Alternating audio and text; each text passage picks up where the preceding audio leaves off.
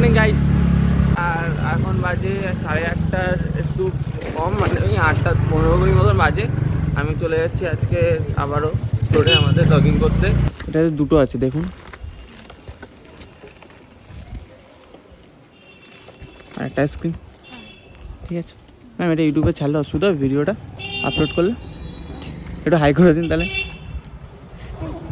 আমি চ্যানেলটা দেখিয়ে দিচ্ছি। 297।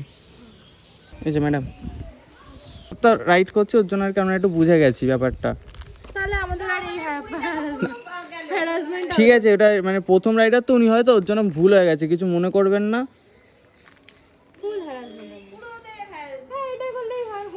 ঠিক আছে হয়ে গেছে।